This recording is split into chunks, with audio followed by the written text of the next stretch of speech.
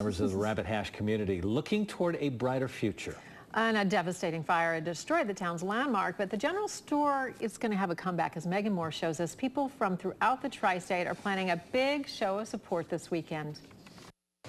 As you know, the day that this fire happened, it was devastating news to the locals and also many out-of-towners who learned that the old general store they visited often burned to the ground. I was here the morning after the fire destroyed this nearly 200-year-old building, and so many people came to see it for themselves. I just couldn't believe what happened.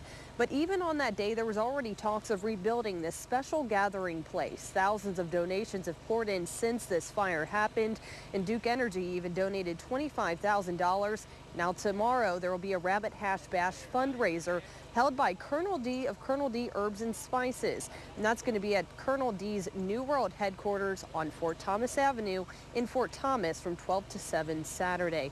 There will be live bands, a silent auction, a pig roast, a cash bar, and I even hear that rabbit hash will also be served.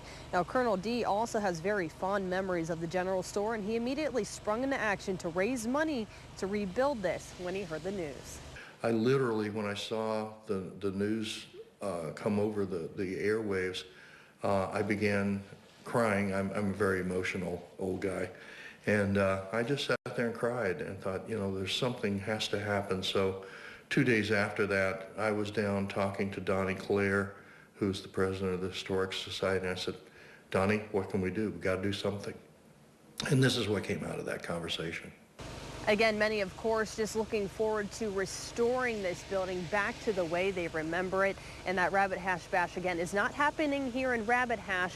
It will be happening in Fort Thomas tomorrow from 12 to 7. In Rabbit Hash, Megan Moore, Local 12 News. And general admission tickets, $75 at the door, which includes 2 drink tickets, local bands, and a silent auction outside. They'll also have a tent set up outside just in case it rains.